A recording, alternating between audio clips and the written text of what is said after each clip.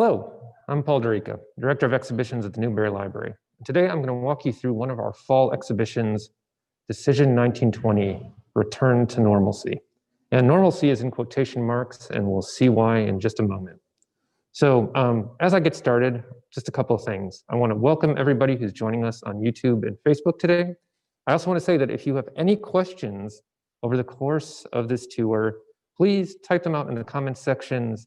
My friends, Alex and Matt, who are working behind the scenes to help me with this tour, they'll get them to me and I'll respond to them as we go along. So please pardon me as I tap the screen so that I can begin to show you the exhibition itself. Now, in 1920, voters were facing a really significant choice. Were they going to move forward into a new decade, the 1920s, or take the country back to where it had been at the beginning of the 20th century? And this was after 4 particularly difficult years. The United States has taken part in a global conflict, the First World War. It had survived a global pandemic, what historians call the Spanish influenza pandemic. And it had seen the country change in significant ways with the ratifications of the 16th, 17th, 18th, and 19th Amendments, which I'll talk about in a moment.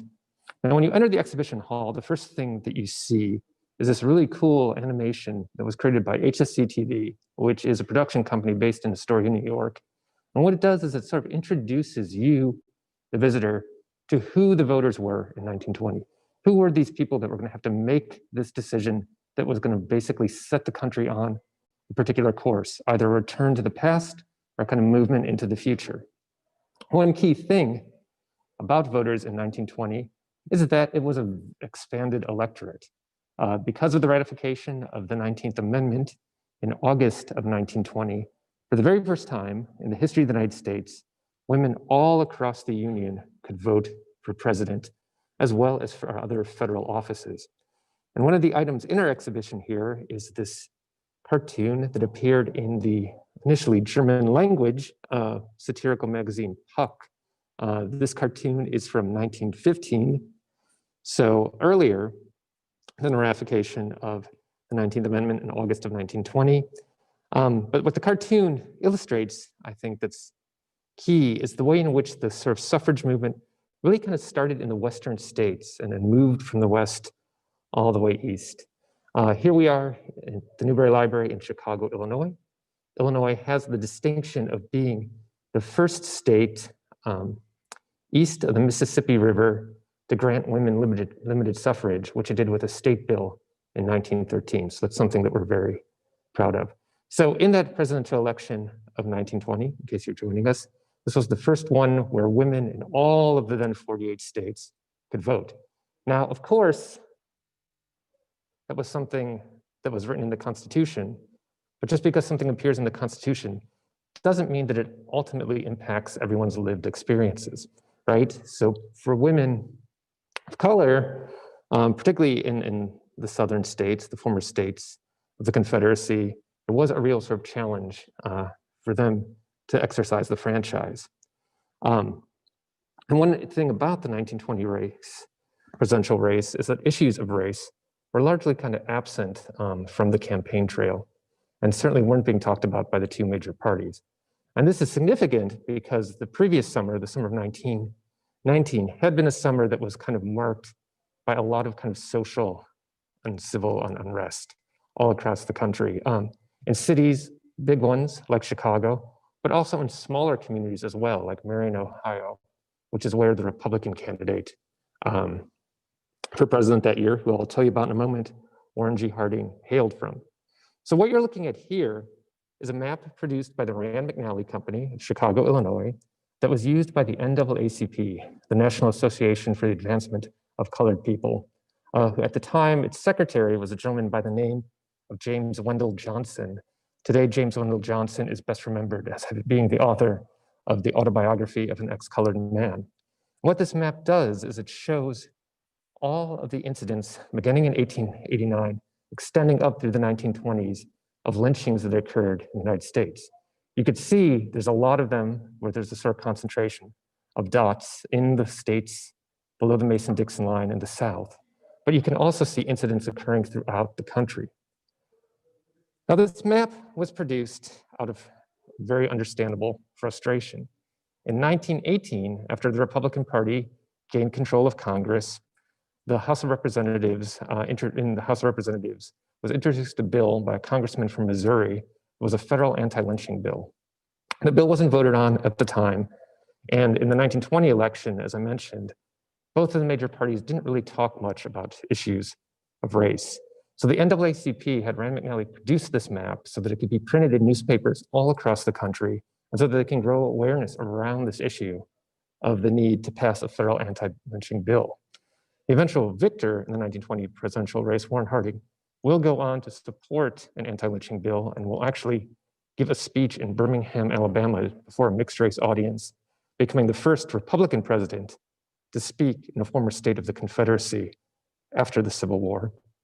But even though the bill in 1922 will end up passing the House of Representatives, white Southern Democrats in the Senate will block its passage. What's sad is even today, more than a century later in 2020, we still don't have a federal anti-lynching bill. So if race wasn't one of the key issues in 1920, what were the things that people were talking about? Well, there were two other big issues in this campaign that voters were very much invested in across the country, or at least the media was very invested in. One had to do with the 18th Amendment, which went into effect in January of 1920. And what was the 18th Amendment? Well, the 18th Amendment is the amendment that brought about prohibition. So it limited the sale, manufacturing, and transportation of intoxicating beverages. It was bolstered by an act of Congress called the Volstead Act, which basically kind of laid out the rules. And what you're looking at here is a cartoon by the Chicago Tribune's political cartoonist, a man by the name of John T. McCutcheon. McCutcheon had a very long career with the Chicago Tribune. He started doing political cartoons in the 1890s. He would continue to work with the newspaper all the way through the 1940s, even documenting such events as the dropping of the atomic bomb on Nagasaki. In this cartoon, McCutcheon uses one of his reoccurring characters, who's this kind of roving reporter, and he's interviewing a kind of prominent businessman here. What you can see is the reporter is kind of asking him a fairly detailed question about taxation, about citizenship, and you can see the businessman is yawning. And most of the panels leading up to this are kind of like a similar thing, right? Asks a question, the guy's kind of bored, so on. But then the reporter begins to ask a question about what do you think of pro, and he can't even get the word out before the businessman, of course, has a very passionate response. And so in this cartoon, McCutcheon perhaps is suggesting that our priorities are a little skewed, because the one thing that's really kind of dividing the country is, do you support this new national prohibition? Are you against it? Are you a wet who wants to see it removed, or a dry who's happy that it's in place? Now, the other big divisive issue that really sort of separated the two parties has to do with our role in the larger world. So as I mentioned at the outset, in case you're just joining us, the election of 1920 occurred after the United States' involvement in the First World War. And while the United States had been had played a decisive role in helping the Allies achieve victory within that conflict, I'm being told, all right, what happened in the aftermath in the negotiation for peace is whether or not the United States should join this new international body called the League of Nations. Now, the League of Nations is perhaps best understood as being something like a precursor to the United Nations, and it would give itself the sort of task of arbitrating future international conflicts with the hope of avoiding another war. One of the architects of the League of Nations was the incumbent Democratic president, Woodrow Wilson. Now, Woodrow Wilson was not seeking another term in 1920. Instead, the Democratic Party would have to take up support of the League of Nations in his place. And what you see in this cartoon by McCutcheon is that you've got this Democratic orator. He's trying to talk about the different accomplishments of the Democratic Party before a crowd, but then he's dogged, quite literally, by this dog wearing a top hat, which wants to draw attention to the League of Nations. The orator tries to kick the dog off the stage. As I was saying, the dog keeps returning, kind of sadly. And so on. and so on. So try as he might, the order cannot get rid of this issue of the League of Nations and his support of it. Now, who was the hapless fellow who ended up as the Democratic candidate in 1920? Well, now I'm going to tell you a little bit about the conventions and the candidates. So those of you who are just joining us on YouTube or Facebook, we're talking about an exhibition at the Newberry Library, Decision 1920, Return to Normalcy, that looks at the presidential election from a century ago, which really kind of helped set the course that the country would take in the new decade of the 1920s. If you have any comments or questions, just feel free to jot them down in the comments section. They'll get to me and I can respond. So I've talked a little bit so far about the issues, right? And the sort of major issues in the campaign were whether or not the United States should join the League of Nations, one's position on prohibition, which had just gone into effect in January of 1920, how to engage women voters, because in August of 1920, the ratification of the 19th Amendment made sure that women would vote. And then there were other issues that weren't being covered, including the continuing inequity and racism that existed in the United States since before even the founding of the Republic. But who were the major parties going to put forth in that election in 1920? So when the Republicans met in Chicago in June of that year, they decided to nominate a senator from Ohio who was picked mainly because he was a sort of compromise candidate that could please different factions of the party. And that was Warren Gamaliel Harding. Warren Gamaliel Harding hailed from a small town in Ohio, Marion, Ohio. He was a newspaper editor and publisher there before turning his hand to politics. He had served as the lieutenant governor of Ohio and then gone on to the Senate. In the Senate, he was relied upon to more or less vote the Republican Party line, a fairly moderate to conservative figure who could please the different factions of the party. When the Democrats met a month later in July 1920 in San Francisco, they too had to settle on a compromise candidate ultimately. And wow, it was another Ohioan, the governor of the state, James M. Cox. Oddly enough, like Harding, Cox was a man who had got his start in the newspaper business, and he was the editor and publisher of the major daily newspaper in Dayton, Ohio. The Cox name survives today for those of you who are a customer of Cox Cable. So you had these two newspaper men from Ohio facing off. As I mentioned, Harding, more or less a kind of compromise candidate. His approach, which I'll talk about in a moment, was really basically to make what he called for a return to normalcy. Normalcy was not a real word. I mean, it was a term sometimes used in mathematics. Harding had simply misspoken. He'd meant to say normality.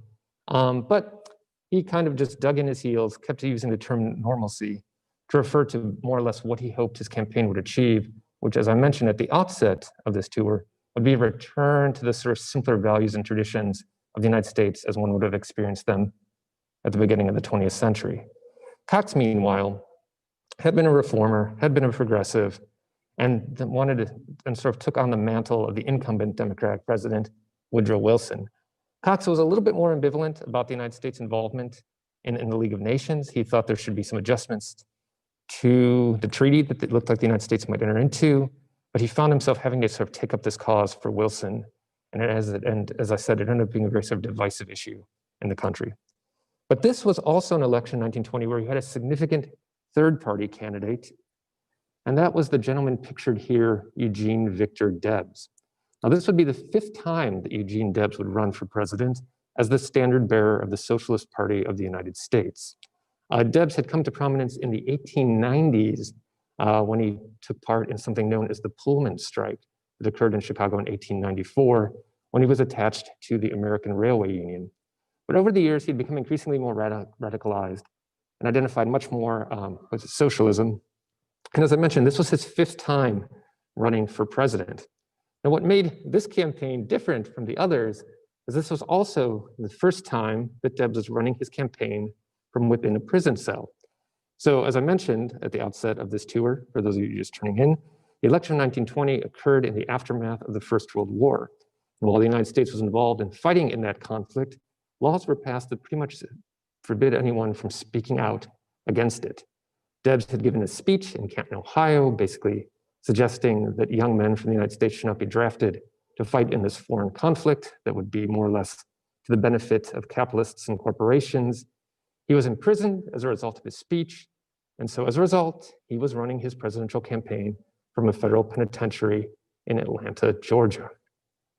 Now, after the conventions, the major candidates, except for Debs, because he was in the penitentiary, headed out on the trail. Well, sort of. Because what the Harding campaign decided to do is run Harding's campaign from the front porch of his home in Marion, Ohio.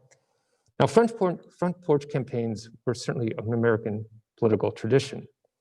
A previous successful Republican candidate from Ohio, William McKinley, had run a front porch campaign in Canton, Ohio. Prior to that, James Garfield, another successful Ohio candidate, had run a front porch campaign from Mentor, Ohio, just outside of Cleveland. But what distinguished Harding's front porch campaign, in which each day he would come out at certain times to his front porch, give a speech, usually to a crowd of voters who had traveled to Marion specifically to see him. And over the course of the summer of 1920, about 500,000 Americans would come to Marion, Ohio to see the candidate speak. What distinguished the 1920 campaign from previous front porch campaigns is that even though it had this kind of nostalgic feel, it brought people to this small town, it was also projecting itself out across the country. One of Harding's advisors was a man by the name of Albert D. Lasker. And Albert D. Lasker was an advertising executive with in Chicago. And he got the idea that you can have a campaign that's very much focused on nostalgia, but still use all the various forms of mass media to get out its message. So Harding would, be presented in carefully staged photographs. He would record his voice for phonographic records that would be distributed all across the country. Lasker actually took out paid advertisements on behalf of the Harding campaign, which was something new, in popular periodicals like the Saturday Evening Post and Collier's. There was also campaign music as well. Now, a lot of the campaign music that was produced in connection to the Harding campaign were sort of traditional military marches and things that would sound very familiar to American audiences. But Lasker also had the brilliant idea of bringing in contemporary entertainers, figures like the Broadway star Al Jolson, to write and record and initially perform on the front porch in Marion a new song about his support for Warren Harding. There was even a time in September when the Chicago Cubs, one of the two Major League Baseball teams based in Chicago, came to Marion, Ohio to participate in an exhibition game there, and where Harding got to throw out the first pitch and talk about how much he valued being a team player, right? As opposed to the sort of one-man presidency that the country had been experiencing under Woodrow Wilson. So even though the Harding campaign sort of championed this return to, quote, normalcy, was using all of the various opportunities to use mass media that existed and was emerging at that time to get its message out. And so what was James M. Cox doing? Well, James M. Cox, who I'll just go to another little McCutcheon cartoon here, because it's a great little cartoon of him. Well, Cox decided to make use of another popular kind of campaign strategy, and that was the whistle stop tour. So Cox left his campaign headquarters in Dayton, Ohio, and he traveled all across the United States with a particular emphasis on the Western states and in the Midwest. By the time the campaign would end, he would cover something like 40,000 miles. He was sometimes joined on these travels by his vice presidential candidate, the Assistant Secretary of the Navy, Franklin Delano Roosevelt. Now, as Cox traveled across the country, he would be continually met with questions about prohibition. As a governor, he had been against the ratification of the 18th Amendment, but he promised as president that he would uphold the laws. He continued to talk in favor of the League of Nations, but that was a very divisive issue, and it looked like many voters were against the United States joining the League of Nations.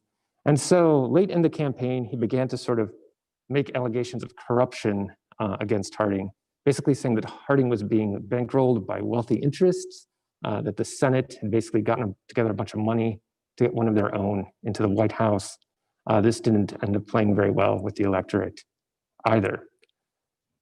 Also, once again, to those of you who are joining us on Facebook and on YouTube, I'm giving a walkthrough tour of the Newberry Library's fall exhibition, Decision 1920, A Return to Normalcy. which looks at the presidential election from 100 years ago. If you've got any comments or questions about this election, I'm happy to answer them. Just type them in and they'll get to me. So, as Cox is traveling across the country by train, making stops all along the West Coast and through the Midwest, and Harding's kind of coming forth daily to give speeches from his front porch in Marion that then, through the media of the time, are being distributed all across the United States. It was interesting to kind of see whether or not there was any sort of actual momentum or anything gathering in the campaign, right? This is a period in 1920 where polling doesn't exist like it does today, right? There's no Gallup poll, even in 1920. There is certainly nothing like a 538 or anything like that. So basically, how could people tell how well they were doing? Well, one quirk of 1920 is at that time, the state of Maine held some of its elections in September. It held elections in September for governor and also for other state offices. And through a kind of weird quirk, whichever party tended to win that office of governor, that usually augured how that party would do in the November election around offices like the presidency. So this cartoon here by McCutcheon, you could see there's a small Harding here steering the boat. There's a giant elephant cloud blowing the sails, and it says Maine 600 or 65,000 Republican. So it was a landslide election, right? The Republican candidate trounced the Democrat candidate in the race, and this gave the Harding campaign confidence that they would triumph in November. As you can see, Cox is having trouble with his halyards. He's sprung a leak, right? And then finally, the White House is dead ahead. And as voters headed to the polls on the 3rd of November, 1920, to cast their ballots, it certainly did seem like the Republicans would do quite well in the presidential election. And how did they do? Well, one interesting innovation of the 1920 presidential election, it was the first election in which election returns were shared over the radio. There was a radio station in Pittsburgh, KDKA, which is based in a Westinghouse plant, and they became the first radio station in the United States to broadcast election results. And what did they report? Well, the folks in Maine certainly were prescient because they were able to capture the larger national pattern. Harding ended up trouncing Cox, getting 60% of the popular vote. This will be the highest percentage of the popular vote that a candidate would get, with the exception, up to that point in United States history, with the exception of the 1820 election in which James Monroe ran unopposed. So you would hope if you ran unopposed, you would get a good percentage of the popular vote. Also, it was 1820, not as many people could vote. So Harding trounces Cox in terms of the popular vote, trounces him in terms of the electoral college vote as well. He gets over 76% of the electoral college votes. Eugene Debs, as I mentioned, incarcerated in Atlanta. He does pretty well for a third-party candidate. He gets over 900,000 votes. But because the turnout was so high in this election, and keep in mind, women, after the ratification of the 19th Amendment, they could vote in this election, so the electorate expanded significantly. He only ends up that 900,000 votes for Debs. It's only about like 1% of the popular vote. Republicans retained control of Congress as well, and so we're going to be entering a period of unified government. So Harding was successful running on this campaign of a return to normalcy. In May 25th of 1920, in a John T. McCutcheon cartoon, the journalist character goes around asking people if they understand what normalcy is now that Harding is in the White House. You get different responses from different people. A businessman says one thing, a laborer says another, a profiteer says something else. And then finally, there's this gentleman here who basically says that normalcy died in 1917 with the entrance of the United States into the First World War. And what the guy says is, normalcy, we'll never see it in our day. It can never come back. It is gone where the woodbine twineth. High taxes, prohibition, and high alimony are clouding life beyond redemption. We used to get building done reasonably, travel reasonably, go any places without passports, pay low taxes, have few strikes, get gold at the banks, and now what is it like? So despite Harding taking office, it's not exactly as if the country went back to what it had been at the beginning of the 20th century. Instead, it was entering that new decade of the 1920s, a period of immense economic expansion, as well as loosening of social morals, particularly around drinking. What became of our successful presidential candidate, the newspaper man from Marion, Ohio, Warren G. Harding? Warren G. Harding will not finish his first term in office. As the term unfolds, scandals that are both of a political nature and a personal nature begin to dog him. He dies in 1923 and is succeeded by his vice president, Calvin Coolidge. The book that I'm showing you here right now is called The President's Daughter. This would not come out until after Harding's death. It was written by a young woman named Nan Britton, who said that she knew Harding from them having both lived in Marion, Ohio. She was about 20 years his junior and claims to have had an affair with the married Harding, an affair that led to the birth of a daughter by the name of Elizabeth Ann. This book was a bestseller in the United States, although a lot of people doubted the accuracy of Britton's claims.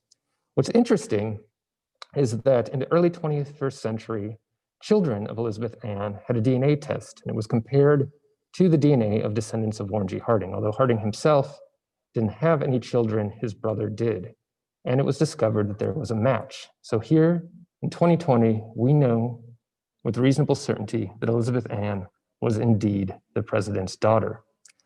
As I mentioned, Harding dies in 1923. A very large memorial is built for him in Marion, Ohio. Today, he's regarded as being one of the worst presidents, ranked right near the bottom with figures such as James Buchanan and Andrew Johnson. To some degree, it's an unearned reputation, given that most of the scandals attached to Harding really had to do with figures in his administration, not with the man himself. But then again, he did appoint them and bears some responsibility. So, after Harding's death, as I mentioned, Calvin Coolidge becomes the president of the United States. After Coolidge, the president is Herbert Hoover, who had served as the Secretary of Commerce, first for Harding and then for Coolidge. It seems like it's a period of Republican dominance, particularly with the economy doing as well as it is. But then in October of 29, the stock market crashes and the Great Depression begins. By the time Hoover is up for re-election in 1932, he is facing the former Democratic vice presidential candidate in 1920, Franklin Delano Roosevelt. After his defeat in 1920, Roosevelt would go on to become the governor of New York State. He would begin to put in reforms during the Depression that seemed to be meeting with some popular success. He would return to Chicago for the Democratic Convention that year in 1932, capture the candidacy, and go on to win in a landslide victory against Hoover that in many ways mirrored Harding's victory over Cox back in 1920. And this would begin another era of profound change and transformation in the United States. So, thank you all for listening to me today and witnessing me walk through the gallery. This has been Decision 1920, A Return to Normalcy, an exhibition at the Newberry Library. If you'd like to visit us in person and hear some of those campaign songs from 1920, we've been very fortunate to have the artist Justin Amos use the Newberry's James Francis Driscoll collection of American sheet music to record new versions of old Harding campaign songs. If you'd like to hear those songs, if you'd like to see the video from HSC TV, if you'd like to see any of the postcards, maps, manuscripts, and books, and the political cartoons, which are really quite lovely, by John T. McCutcheon, we invite you to come visit the Newberry Library Tuesday through Friday, noon to 4 p.m. Thank you.